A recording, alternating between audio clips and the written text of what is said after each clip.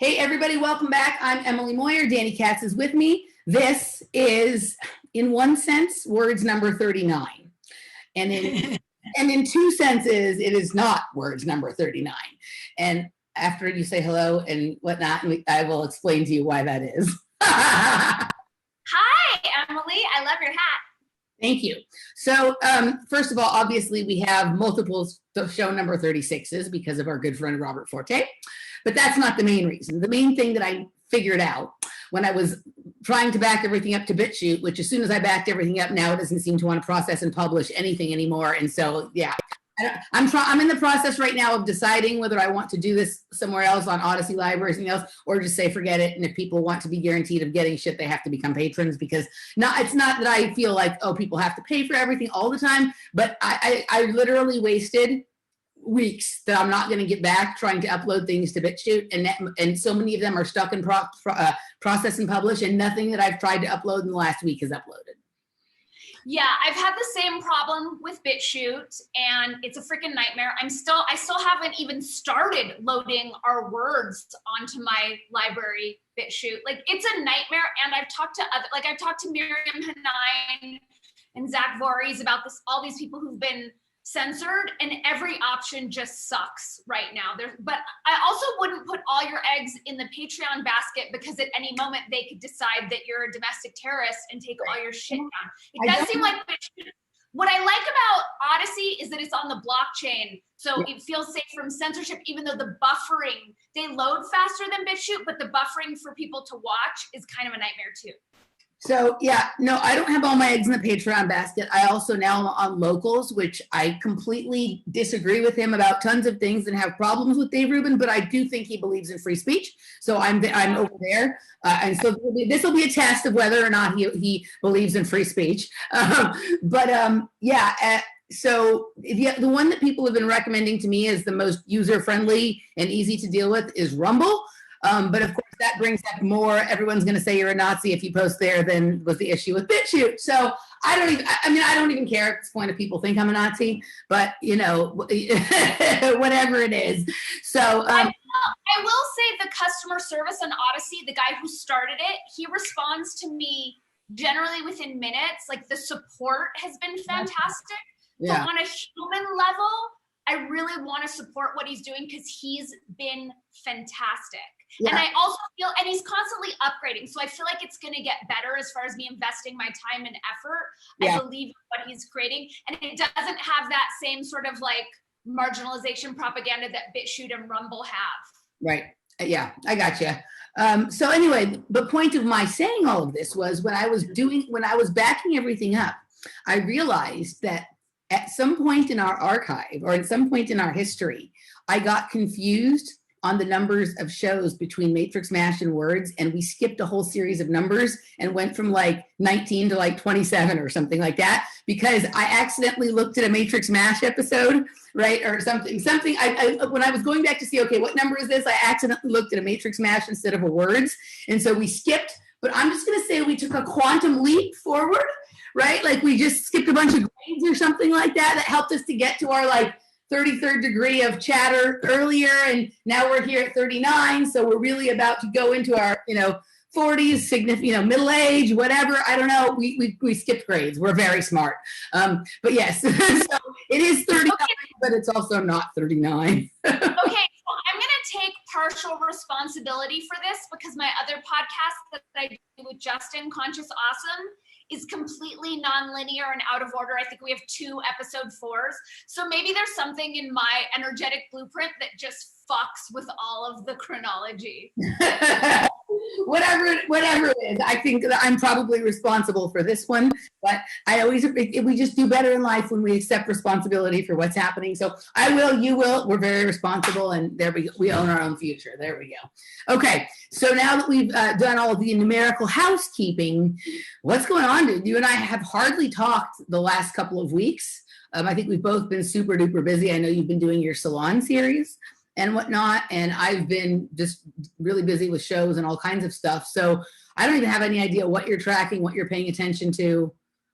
What's going on? I don't either. This is honestly the most accelerated year I've experienced. Just this past month, I'm amazed at how quickly time is moving and how much quantum leaping is happening. So it's hard for, I mean, you can tell I'm in a new place. That happened in a 4-day span. So what's on my radar? I mean, there's the shit show that is going on in our world, and my, you know, my present, just my doubt on everything. Like, I kind of believe nothing anymore. I'm tracking, of course, the game, what is it, GameStop, that whole thing, and then the push towards crypto, which our audience well knows I do not trust. I do not fucking trust AI as our saving grace. I've been tracking the Greater Reset.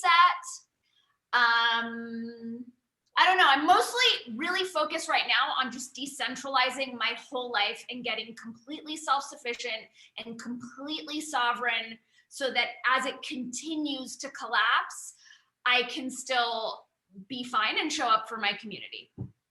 All right. I want to address all those things. So this interesting what you said about time moving so quickly, because I've remarked in a number of shows that I think time is moving incredibly slowly.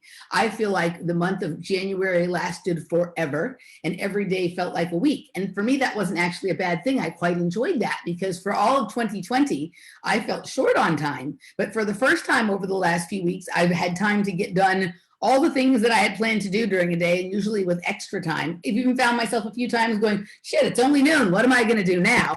Right. And, you know, and also, like, it was particularly long days when we were visiting Austin, but we were having a good time. So it's not like, oh my God, these days are fucking lasting forever, let them end. It was just like, we could not believe how much shit we got done and how much we just still had time to kind of lay around and relax and shoot the shit and do whatever. So my experience of time has been different than that. You're the first, and I've been talking about this with a lot of people who seem to be on the other side of the continental, of like the Mississippi River, seem to not, they thought time was going fast or the same as 2020. You're the first person that I've spoken to in the Western United States who doesn't feel like time has slowed down. So very interesting. That's so interesting. I mean, of course we know that time is relative, and I have a theory with your particular attunement to geometry and structure. Like, I consider you a time wizard, so I'm not surprised to know that you're stretching time and you're maneuvering time, but I'm surprised to hear that I'm the only one who feels this. I mean, since January 1st, which was when I had the decision, I'm going to manifest land with a river on a hot springs, manifested it, gone back and forth, made an offer, found out I'm moving, my quantum languaging app is in motion. Like, all my things are just moving at not even an accelerated pace, a hyper accelerated pace. And I'm literally running to get everything done and go days without checking email. And yeah, I'm having a really different experience. That's how last year was for me. So that's interesting, right? Like that, I was having a lot of that last year. So it is interesting. I also think that, I don't know what the fuck is going on, but I think that we are experiencing some sort of temporal pincer movement, temporal energy kind of events where, like, what is a pincer movement? What does that mean? Pincer movement is, if you watch the movie Tenet, that's the move that they're basically doing there, where you have two different timelines that may be running in opposite directions, and then you have this area or this space where they sort of cross over, and you can kind of go in there, and for like a 10-minute span, things can sort of be rearranged, right? And it doesn't always have to be 10 minutes, but we're dealing with these blocks of time, right? Like, I think we had some of them around the time of the 6th of January, and then again during the time of the inauguration, where it almost feels like there's space, there's like events happening in physical space that are being created by the fact that time is malleable in locations for that time, right? And it's a lot of chaos. When you're in this space where time is sort of fluid in both directions for this temporal pincer movement, you can go into that and sort of perform a heist, right? Where you can shift something for your own sort of timeline or whatnot. So I think we're experiencing an array of different temporal realities kind of thing, like, right? Space and time is sort of a funny thing right now. And then the way that we attune to it, definitely also, right? Now, you said something else when when I asked you what you've been tracking, you said something else about I mentioned GameStop. You mentioned GameStop, you mentioned cryptos, you mentioned the greater reset. Was there anything else you mentioned? I mentioned my focus right now is on decentralization and sovereignty. Okay, so we, Michael and I just recorded an episode of our new series, Playing the Glass Bead Game, and we were talking about other perceptions of what's been going on with games, the stock market stuff and the crypto space stuff. And good, I want to talk about this because I do not think it's what they're telling us it is. Right. So first of all, like when the thing happened on January 6th, and then this other period of time that happened right around the inauguration, through like we were in a palindromic date situation from 1/20/21 to 1/29/21, and that we kind of identified that as a temporal like pincer movement.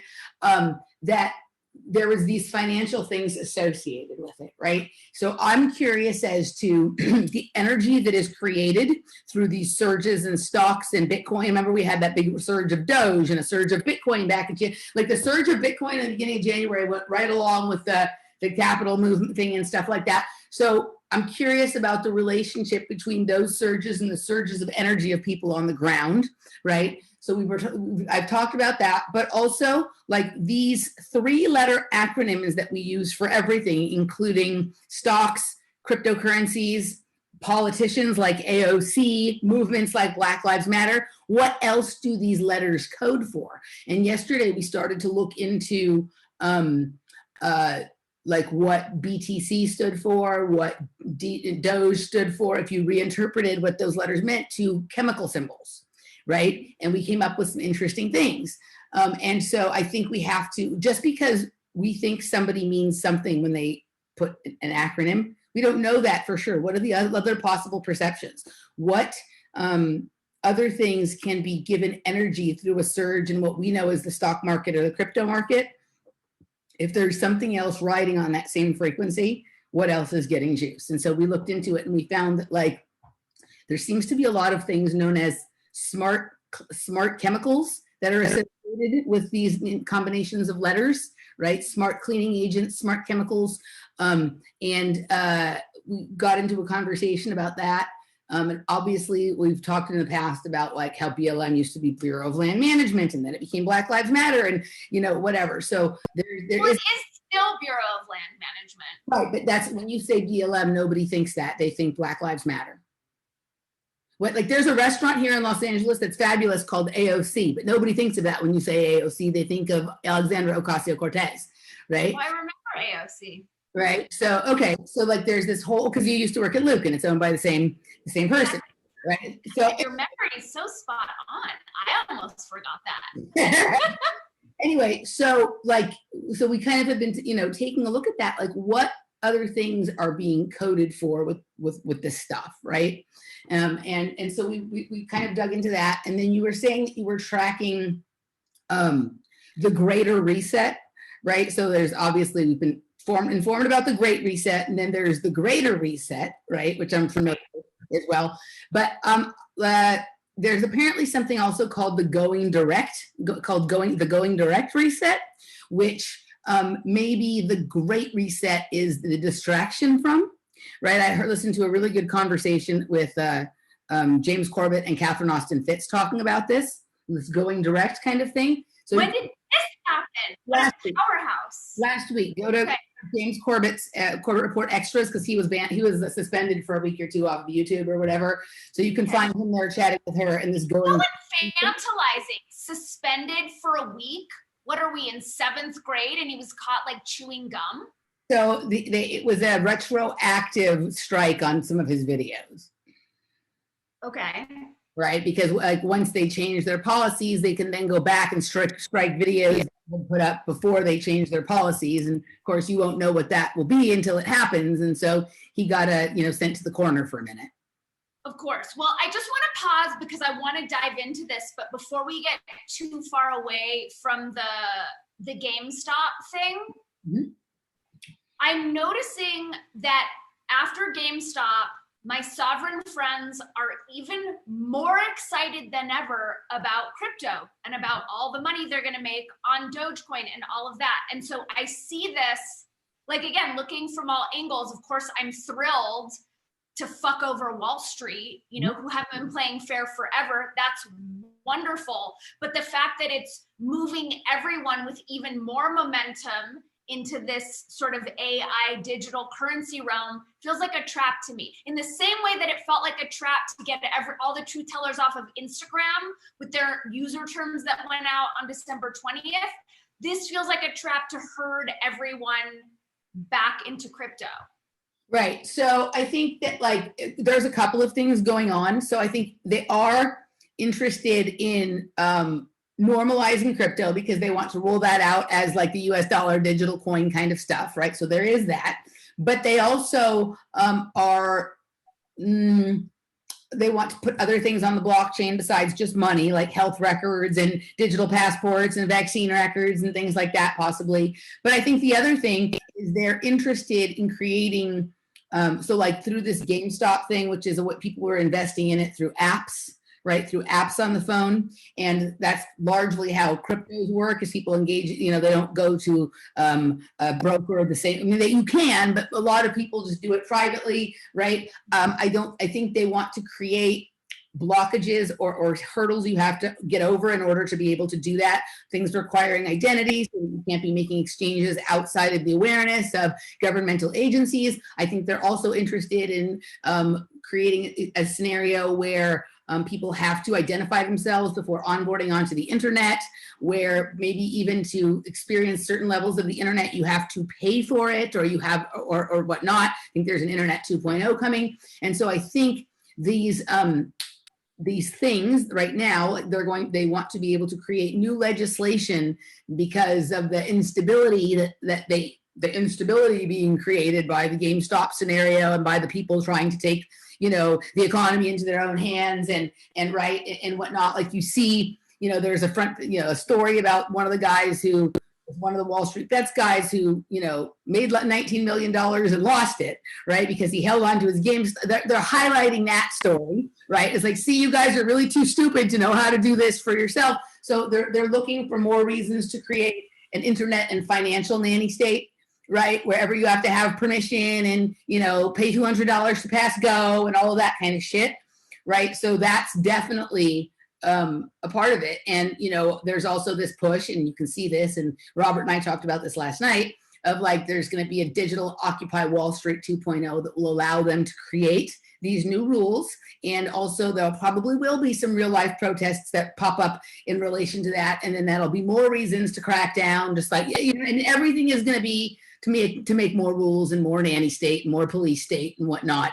And so I think I think we're going to see this for a bit, where there's going to be a lot of these things that look like people are getting back at the man, but they're actually events that were probably promoted by the man in order to create this chaos that will then allow them to, everything is that fucking problem reaction solution, right? But I do think, and Robert and I talked about this last night, is they're letting some genies out of the bottle that they're not going to be able to get back into the bottle, right? It's going to become harder and harder to control all of these things that they're letting loose. So I think there's going to be a lot of chaos, and they're going to try and snap down and crack down on it. But I ultimately don't think it's going to work, right? Like it's too naked at this point. Like they're not even trying to hide hide what they're doing, right? Like you literally, I mean, they're not even like being clever in the way that they're trying to disguise stuff, right? Like Joe Biden has done nothing but sign executive orders for the last, 10 or 12 or 13 days, right? The Anthony Fauci he literally said in the same interview, it's common sense to wear 2 masks, and there's no data that shows wearing masks does anything. He used to at least separate the contradictory statements into separate interviews. Now he's just putting them in the same interview, right? So the emperor is not only wearing no clothes, the emperor has never even heard of clothes at this point, right? And so it's just too stupid. And reality itself, too stupid. It's so over the top at this point. It's very hard to take it seriously, or to take anyone seriously who's taking it seriously. And at the same time, because it's so volatile, and there's also this energy moving through where people are battier shitter than normal. It's like placating toddlers every second so that they don't lose it. Yeah. It's crazy. It's just crazy right now. Yeah. So, I think like it's reality itself is crumbling, right? Like there's just everything. So like I started, and this is kind of what we had originally said we were going to talk about today, is like how surreal and Truman Show everything is right now. And like we have reached, in my opinion, like the final scene of Dark City or the 13th Floor, where you just kind of like rip the paper that seems like it's a wall, or go off where the simulation ends and there's just nothing there but computer code kind of thing. We're at that scene, and like everyone's been looking at those videos of like, okay, the White House looks like it's a stage set. There's like no activity going on in there. It looks like a movie set, right? The thing that's popped to my mind is, what if it's always been this way, but it's us that's changed?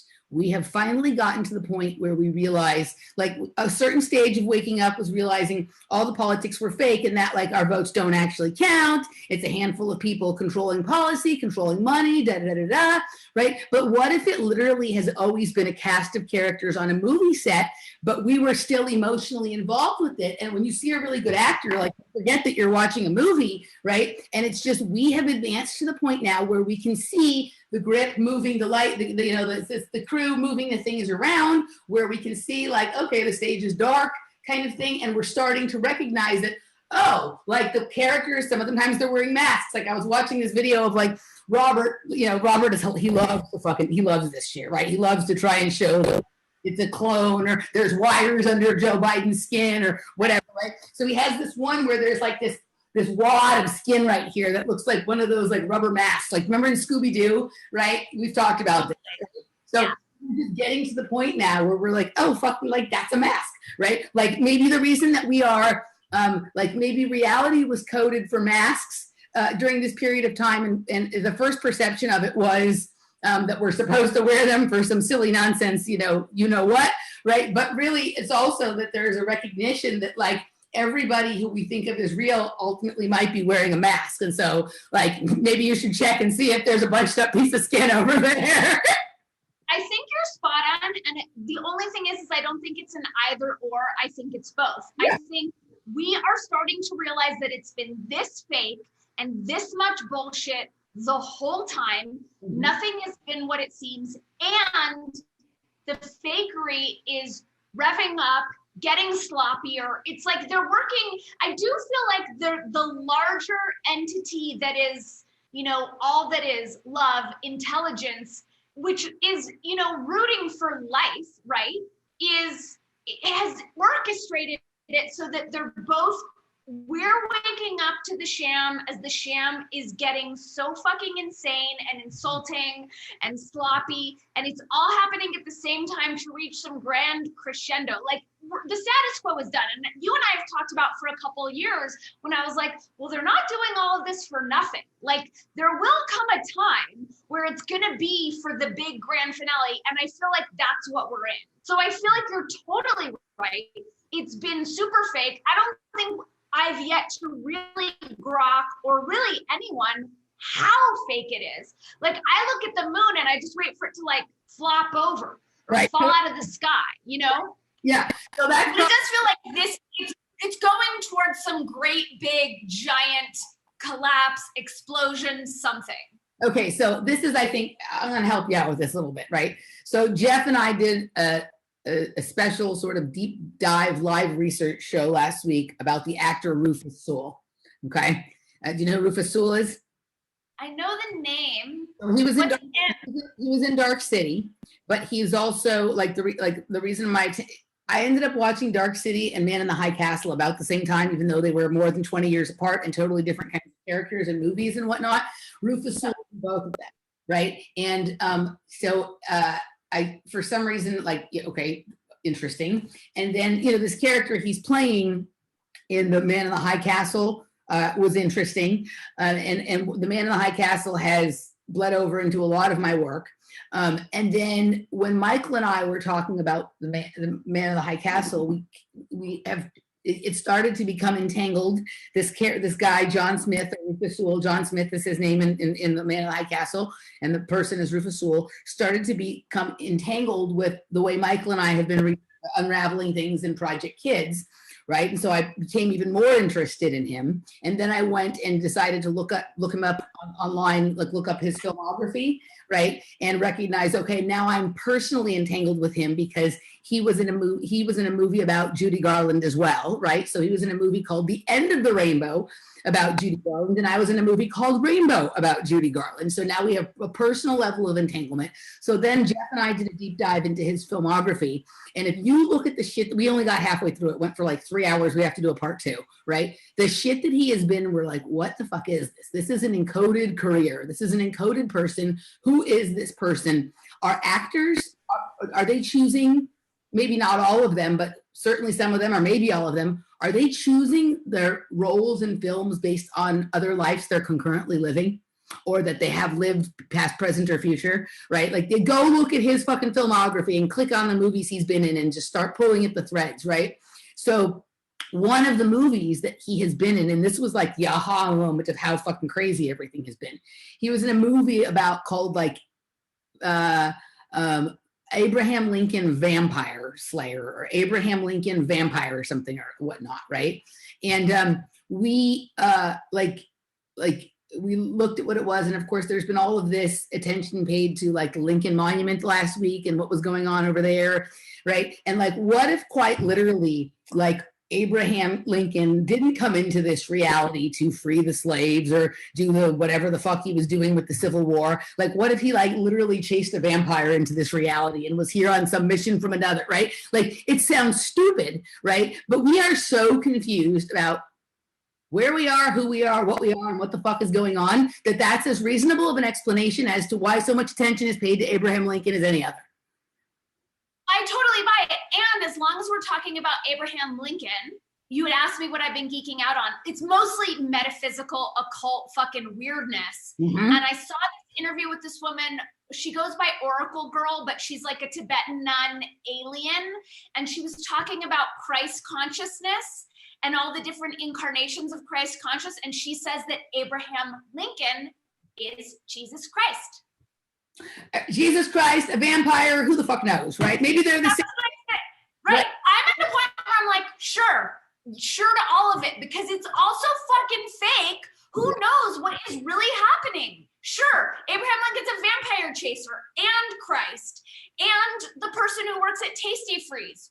Sure. I can't remember if it was he's a vampire slayer. Hold on a second. Let me look it up so I'm not doing it wrong here. I mean, that would kind of make sense that Jesus himself would be a vampire slayer. You've got the cross thing and the wood. I mean, who knows? It's all vampire hunter. Abraham Lincoln, vampire hunter. No, okay, yeah. So, like, literally, like, what if that is not really like we think he was hunting slave owners? Maybe he was hunting vampires, right? Like, we just have we don't know. We just don't know. And so maybe slave owners were vampires, and that's why they needed slaves so that they could have their food. So, like, yes to all of it at this point, right? So, yes, okay. So Rufus Sewell is a kind of an interesting character. Like, literally, go look at his filmography, read the descriptions of the films, look at some of the people associated with it, and the names of like the production companies and shit. And you're like, dude, this is hilarious. Like, this is some sort of like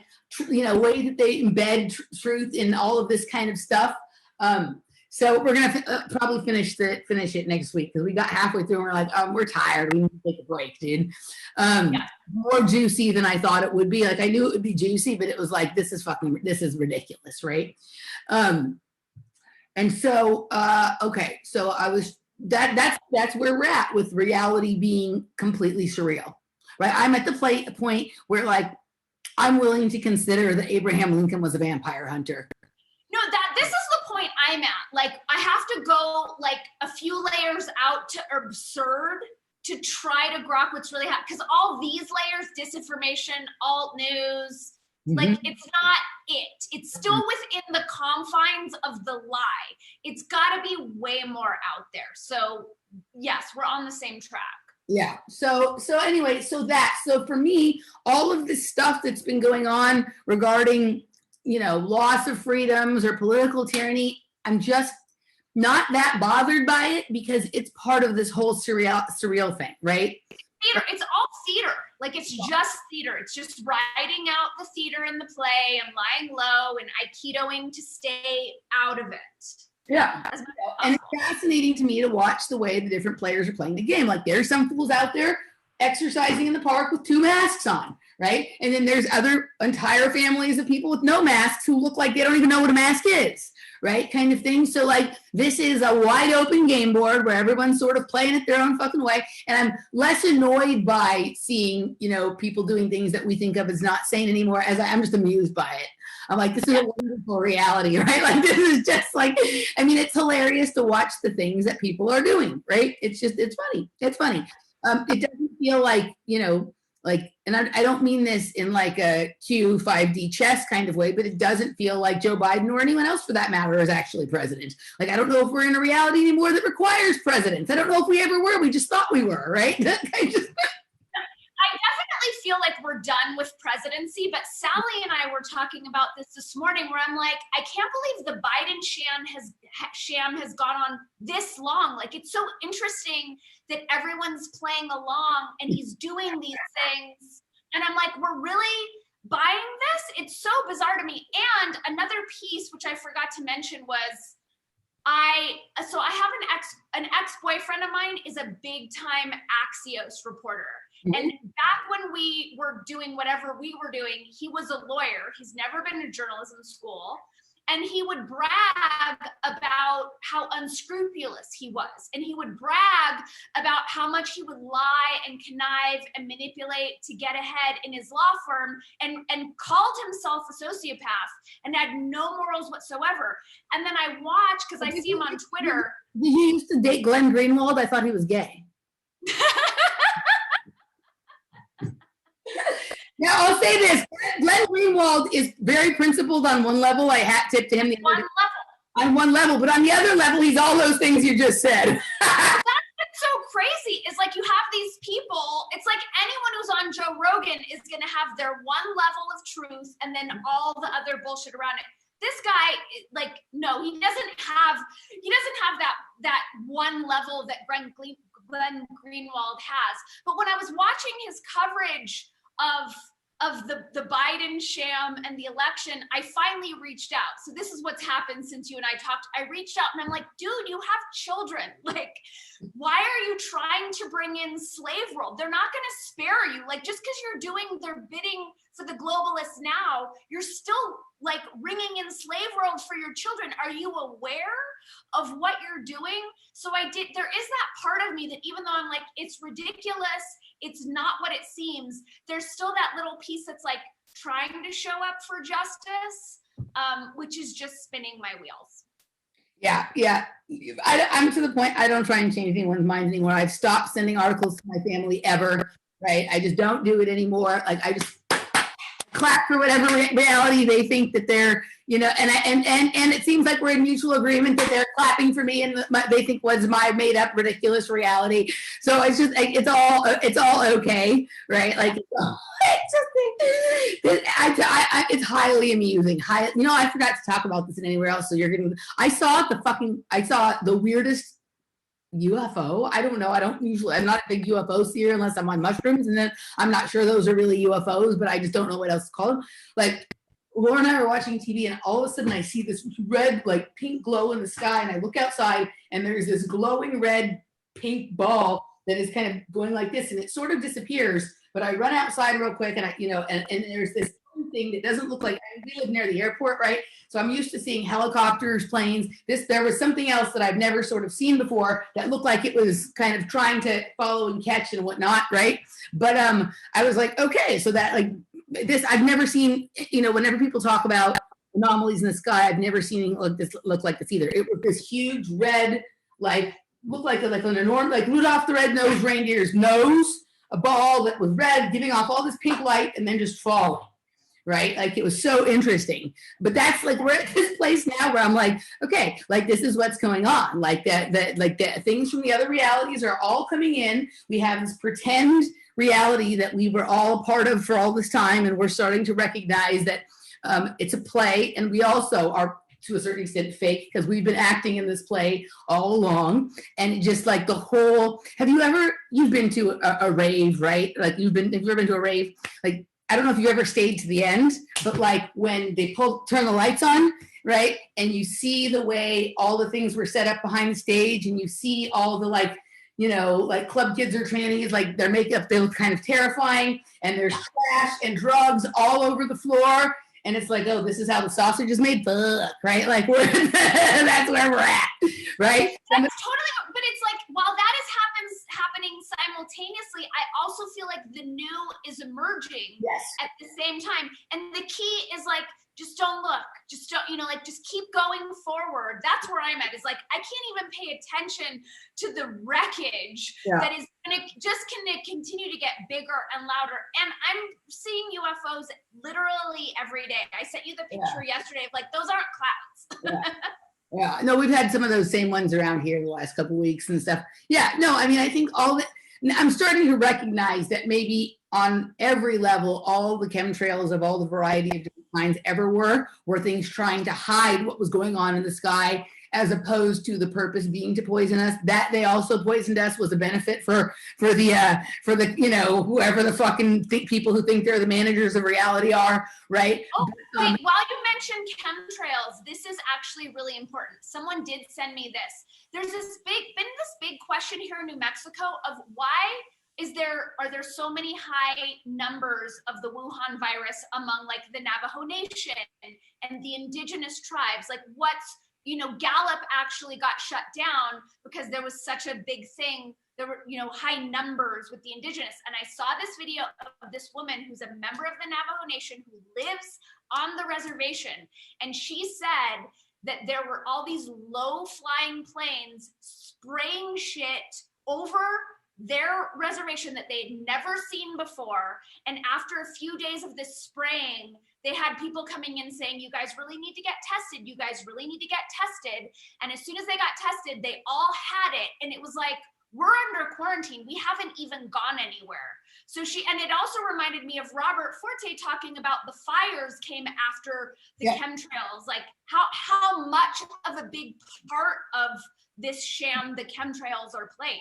Right. Yeah. There's all sorts of stuff going on, right? Like, I mean, there's just all we have to like go back to the drawing board, because even all of I'm not saying that we haven't figured anything out and that we don't know anything at all, right? But I do think the thing that's becoming more, when you have this experience of like, the more things you start to know, the more you realize you don't actually know anything. At a certain point, you have to go back to the base level and go, okay, am I even like, is my perception of what reality is even anywhere close to true? Because like otherwise, you know, like I think one of the things, and I've talked about this quite a bit and I'll continue to, think we have been mistaken for our entire lives, certainly, that there was a barrier between what we thought of as fiction and what we thought of as reality, right? There is no barrier. Right? If it exists here, it's part of the story, whether you think it's your biography or whether you have written a fantasy or a fairy tale about something or whatever, right? So like back to that level, it equalizes a lot of information and starts to offer us more possible answers for things, because it ends the wall of like, you can't consider that as a solution or a possibility because that's a fairy tale.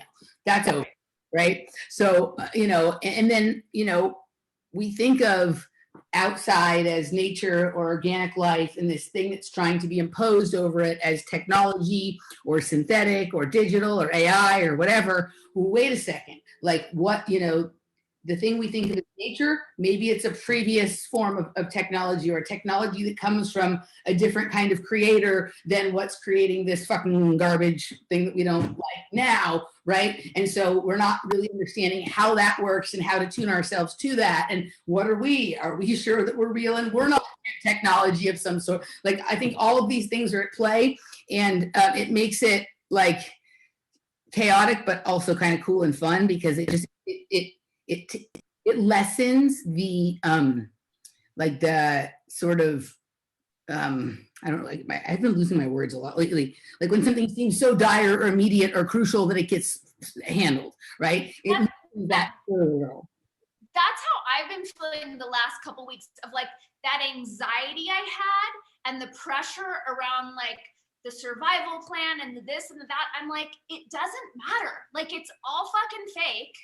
And I feel like I don't have as much fear. I have more detachment around it. And I'm just kind of watching and observing, and like, whatever happens is going to happen, but it's certainly not anything that I thought it was. And I've also called into question my more conspiratorial leanings, as, you know, as I moved and I have all these supplies and all this food, and my friends are making fun of me, and Ross is like, well, the internet still hasn't gone down. And I'm like, maybe I've been wrong about the whole thing. You're right. That's fine. I'm willing to own that, because I'm clearly wrong about what reality is and what a person is and what government is. So right. Yeah, maybe I've been full of shit this whole time. Who the fuck knows? Yeah, I mean, fortunately, it's never a bad thing to have a little extra food or whatever, right? But I mean, I think like what you were just saying right then, like that, well, the internet still hasn't gone down, which makes me go, do we even understand what the internet is? Could the internet even possibly go down? Or if something happened that shut down one, would another one immediately, we would just go to the next. It wouldn't even be a breakage in service, right? Like, it's just kind of like, when you're in a house, and I don't mean this like, oh, they put something in place to help us, right? But like, you know, when you're in a place where the power goes out and the backup generator goes right on, and often you don't even have to go do anything to make that happen. It just goes right away, right? Do we live in this space that supports a variety of different realities, and when one comes to an end, the next one just begins right there, kind of thing, right? And so, I also think there's something to speaking to things, and then that the plans are in place, and once we name them and enough people sign on, then they're like, okay, that won't work, and we go on to the next. Because I look at the astrology, and this is not going to be a smooth sailing year. Like, there's no, like this, like the system is crumbling, regardless of this little moment of shamness and pretending like, the China op is our president and all of that. This is a moment. This is a blip. This morning, Robert called the president G. Biden. Yeah, I'm trying to figure out, what do we call him? G. Biden? Like J-I? G, like Xi Jinping, X-I, G. Biden. It's so crazy to me that people buy this shit. But it has gone to the place like you were talking about with your family. Like, if you're happy, I respect your happiness. If you like this fiction, that's great. Yeah. Roll with your fiction. Yeah, roll with it, dude. Make it grand, make it exciting, make it wonderful, make shit up, see if it comes true. That's what I do. So, hey. Totally. All right. So, and when I was starting to wonder, I was like, what happened to Sally? I haven't talked to Sally in a while. So I'm glad to know that Sally gets more mentions on the show than anybody who's not a public figure. So Sally's almost a public figure from all of the mentions on the show. I'm not talking to Sally. Sally's all right? Yeah, Sally's great. Awesome. Now that everybody knows Sally's good, the world can continue. All right. So just one piece that I wanted to give our audience that was, the whole Greater Reset had so many great things. I love Charles Eisenstein talking about capitalism is not the problem, which it isn't. Debt economy is the problem. The fact that no one can afford shit is the problem. But the big takeaway that I got was like, of course, food sovereignty, of course, financial sovereignty, but that every community needs a 3D printer. And any shit that they try to take away or create a shortage when the community has a 3D printer, you're sovereign. And I thought that was brilliant. I mean, which goes to what I was saying about, is that, are we sure we're not sitting in somebody's off-grid farm, that they were shut off from supplies, and this person 3D printed an entire reality into existence for shits and giggles? I think they absolutely printed. I mean, that's my sense of it. And when they talk about the archons are the ones who are driving this whole thing, I'm like, who's driving the archons? Right. Like, who's behind that simulation? Right. It's all layers upon layers. It's a very well fleshed out game of The Sims or whatever the fuck it is that people do. Yeah. I like Charles Eisenstein. He has a nice smile. I see him smile.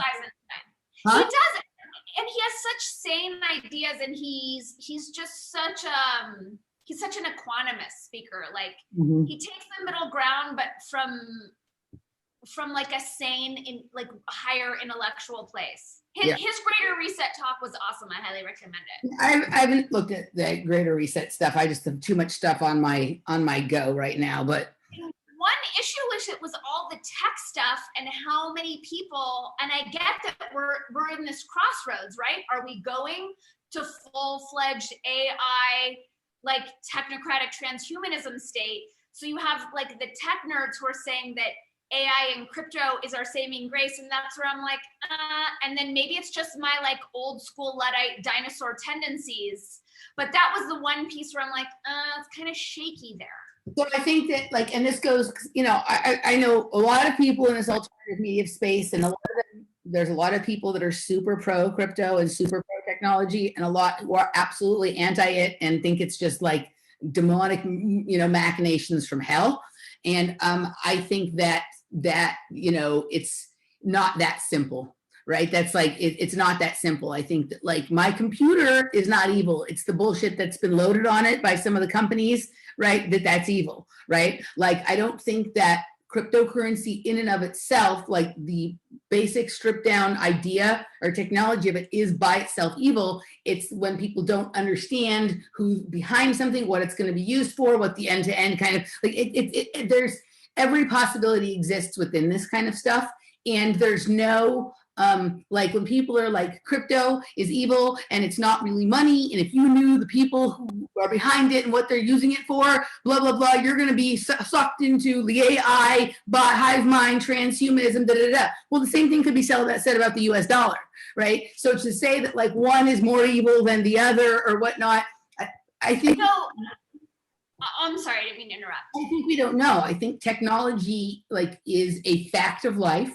Right, technology, and at this point, you know, money or some kind of currency is a fact of life, and there's all kinds of iterations of that can happen. And we, you know, like we can't make a blanket statement that all of something is good or all of it is bad. And the only way we can actually know for sure is to research it a bit, understand it, and experiment with it. And when something's not for you, regardless of what somebody else is saying is amazing or whatever, you make that decision for yourself. It's not for me. Maybe it's for someone else, and move on.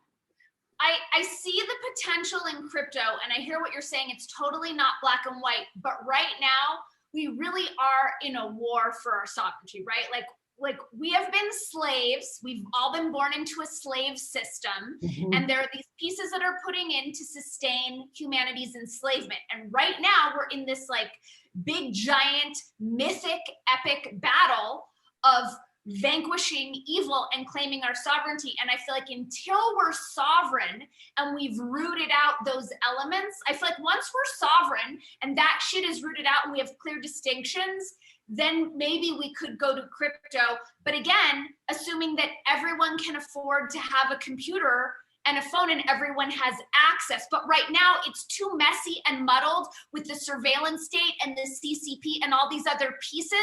So I feel like it's not the right time for us to make that jump, because there are too many possibilities for those evil enslavement mechanisms to get in and perv it. All right, I'm gonna go for like a grand explanation, analogy, like kind of thing here, and it might flop on its ass because I'm gonna see if I can. I'm rooting for you.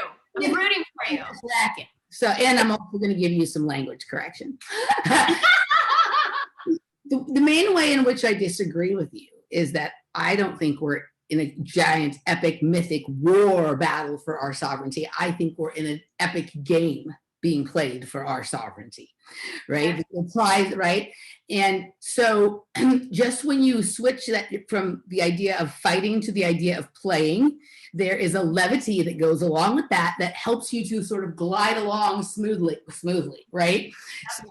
So, I like to watch tennis, as everybody knows, right? And one of the things that's been it helps me to understand the rest of reality, right? It like takes all of it and distills it down to a court and two people and the interaction between them, and then I can take that and stretch it back out and use it to help me understand the greater reality and the politics, right? Because a tennis court game, battle, duel, whatever, is very similar. It's like a small war or a small game. It's a game being played, right? But you know, they've got rackets instead of swords, and you know, whatever. They have sponsors and whatever. So I've been noticing that some of the players, like, they are amazing, but they're only really amazing if they're able to dominate and impose their game on somebody else, right? And just blow them off the court, really, kind of thing.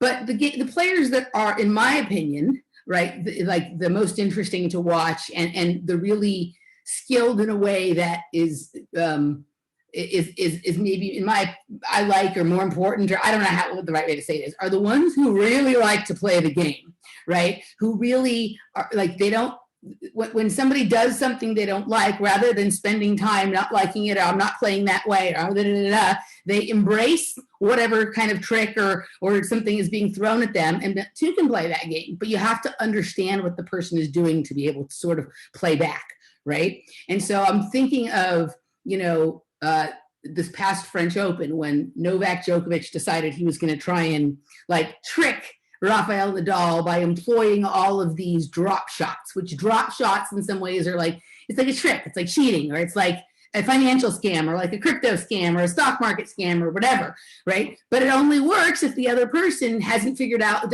isn't willing, like it worked like for 1 or 2 points, and then Rafael Nadal got quick and figured out what he was doing, and it made him pay, made him just like, not only did it not work, but it was like an epic slaughter. But he didn't get pissed off when he got tricked. He was like, oh, I see what we're playing here. I see what we're doing. And the only way to understand something is to engage in it. Right? You can't avoid something and then understand it well enough to play the game that is being presented on the court, right? And so just, I understand what you're saying, but like really when you're far back in the court, there's no good time for a drop shot. Like you're going to have to fucking, really kick it to try and get the ball, or you're going to miss, right? So I don't know that there's like an optimal time for something like cryptocurrency to be experimented with it. I think part of it is just deciding that, like, I am going to engage this game, or I'm not going to engage this game. And if I'm going to engage, then I'm going to go for, like do it like, okay, I'm going to play this and see how it works, rather than I'm fighting it the whole way kind of thing. Right. And so it's a different kind of animal than a fiat currency, right? Just a blockchain is a different kind of animal than the way we had the banking system kind of thing. Right. But just to say, like, I don't know that it's any worse or any more problematic or whatnot. Right. And it's what's shown up in our game. We're on the grand chessboard of life. Crypto has shown up. And if, one wants to become the masterful game player, right, then you have to understand how all the pieces of the game work. So I think people should engage at the point, to the level that they're comfortable. Right. And for some people, that's none. Right. But, I don't think that that there's ever, you never know what a player is going to introduce to the game board, and cryptocurrency has been introduced. And I don't think it's the savior. I think there are some things that are evil behind it, and evil intent, and lied, and just, deception, and all that kind of stuff. Right. But that's just part of this game, dude. Right. Okay. So I love the reframe to game. I love it. My body was awash with chills when you said it, and I'm excited to adopt that perspective. And I don't agree, period, because it's fun to not agree with you. But we're splitting. Like, this is a moment where we're splitting into different timelines. We can see that with people whose communities are ravaged by the Wuhan virus, or my community where I don't know anyone who has it, who's gotten it. No, like, it's all different.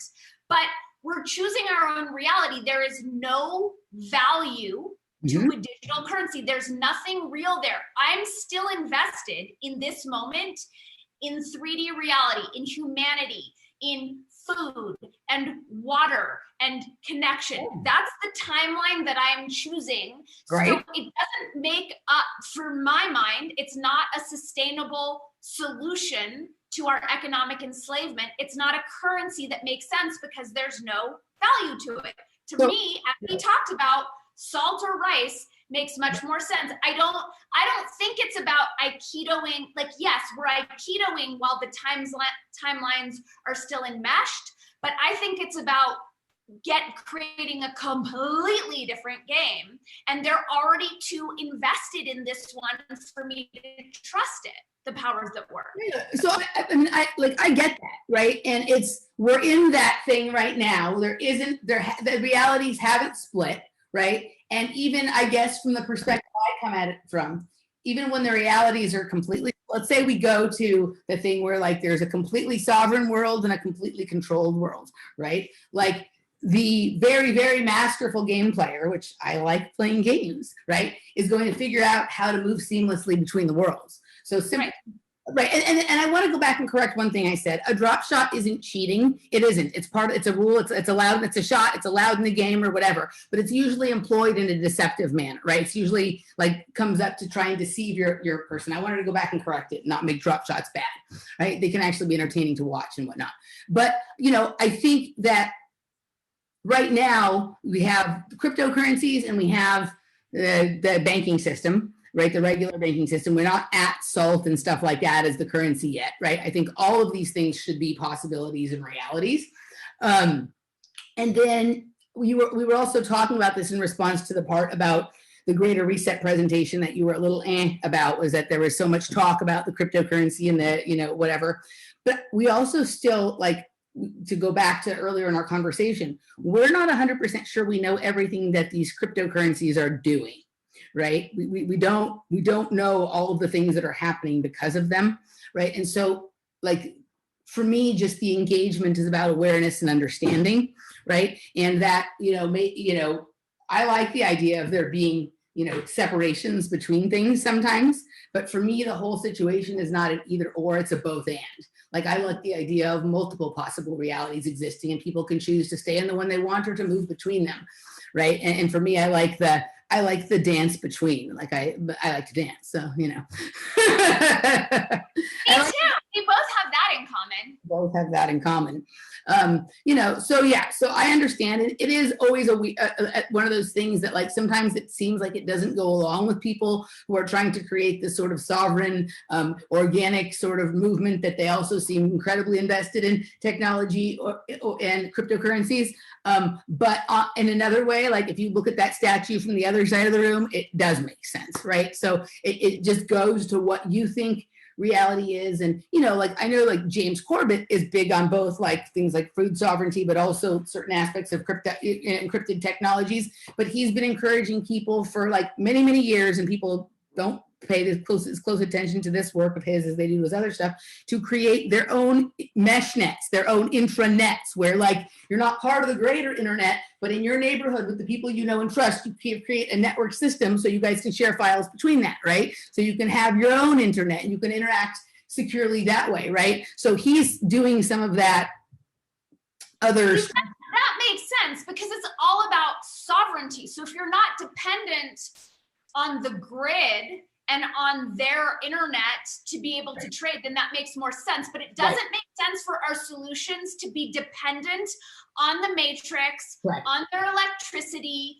on them deciding that we're allowed to be. Do you know what I'm saying? Like, we just need to be sovereign. And the only way that I see that happening from this vantage point is analog. But when we have our own internet, then crypto will make more sense to me. I'll feel better. And I want to be clear, like, I have some crypto. Like, I'm hedging my bets. I'm just speaking my concerns about it, because we're not in full control and we're not sovereign. And there are a lot of X factors where they could come in at any moment and seize it, because, well, that's just how it seems to me.